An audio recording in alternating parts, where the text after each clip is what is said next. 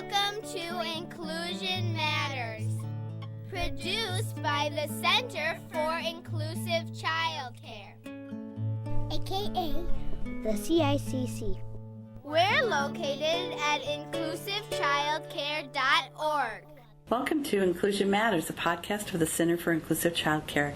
This is Cindy Croft, Executive Director of the Center, and I'm here with my colleague, Priscilla Weigel, my Assistant Director. Hi, Priscilla. Hi, Cindy. And we are doing another podcast with Gina Gibson, the Occupational Therapist at Fraser in Minnesota. So welcome, Gina. Yeah, thanks for having me. And so I'm sure our listeners who listened to the first podcast are excited to hear more information about your role as an occupational therapist with children and with child care and parents, and particularly as we talk about sensory processing.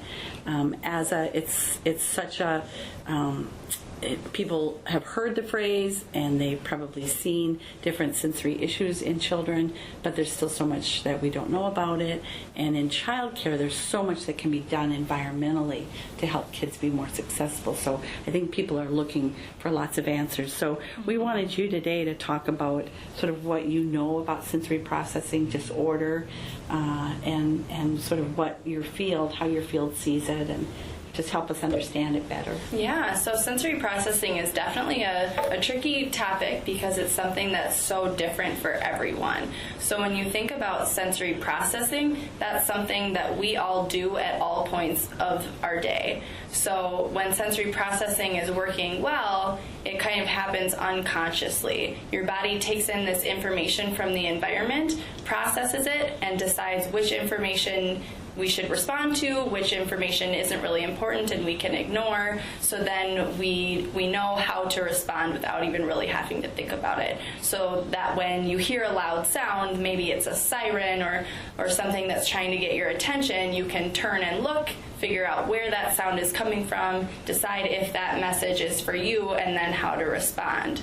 When sensory processing isn't working so well, there tends to be kind of a traffic jam from when the body receives that message to when the body responds to that message. So there might be a siren or something that's far away, and you turn and you look, and all of a sudden you perceive that as being a threat to you or something that sends you into that fight or flight mode, and you might scream, you might cover your ears, you might need to run away and hide, even though that sound to the rest of the world wouldn't be that challenging. So it's that difficulty in responding to the information that the environment is giving you. Oh, that is a great explanation. Yeah, that's wonderful, because you think of small children who can't articulate what's going on inside of them emotionally or physically, and to be able to help providers who are listening to note those kind of reactions can happen when there is that jam up in that processing. And oh, that was really a nice visual. I'm picturing the sirens, I'm picturing, that your body turning. That's really going to be helpful to folks to know, to have that. That's great. So when you think of some of those things that we need that processing, when you think of an early childhood classroom, a child care facility, what are some things that might be bombarding a child who does have difficulty with sensory? What are things that could create a really challenging day? Right. So if you are walking into that classroom or whatever type of room that you are in, and if there are bright colored decorations and signs on the wall, and maybe there's brightly colored carpet, and then there might also be fluorescent lighting, which adds in components of both really bright light, and a lot of kids can pick up a little bit of a buzzing sound that's really hard for them to tune out.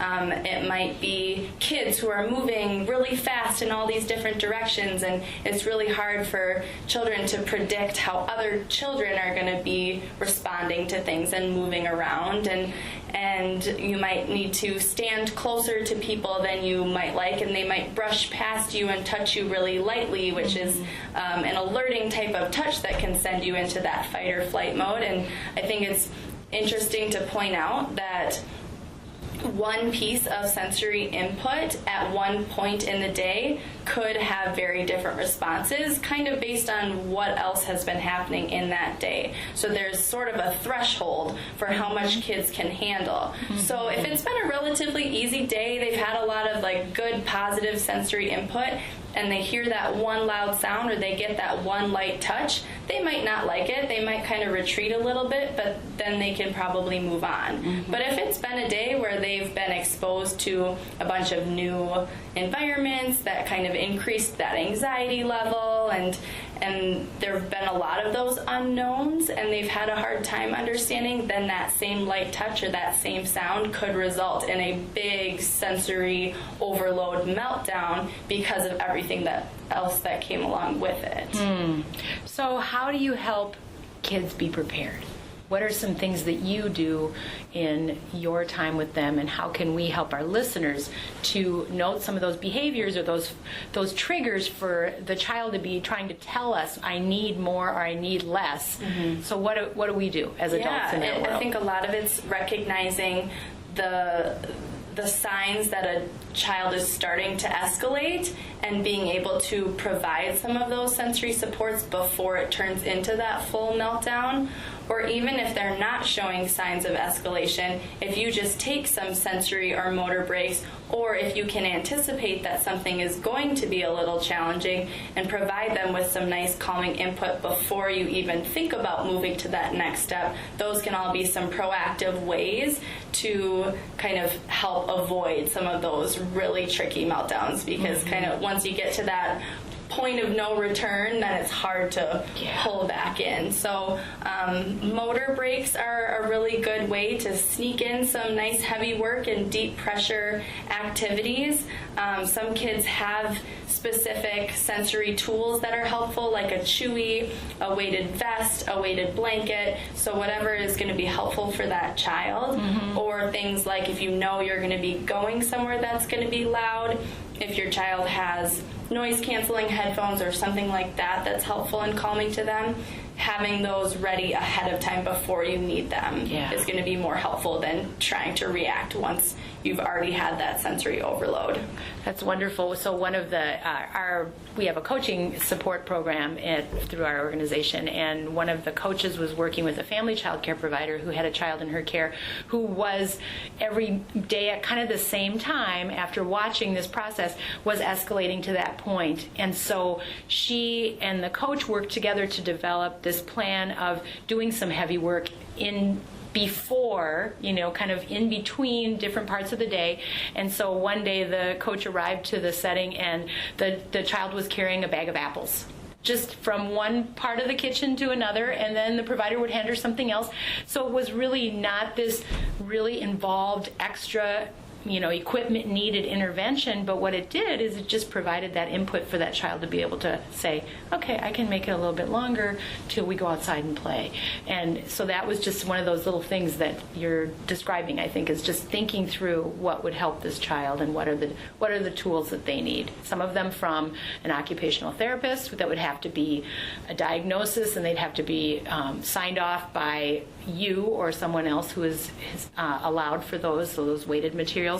But there are other things that we can do by wrapping up in a tight blanket of Lycra and helping the child pull that tightly, or just having those noise canceling headphones in the basket so that kids can access those. So something as simple as sometimes we'll make a little joke that the room is feeling small, so we need a child to come with us and help us push on the walls to make it bigger. So it really doesn't need to take equipment. That equipment can be helpful, but there are lots of ways to improvise with just your own body to give that deep pressure input that can be so calming and helpful. Yeah, that is great, and I think that's a good way to close, Gina, with that wonderful tip.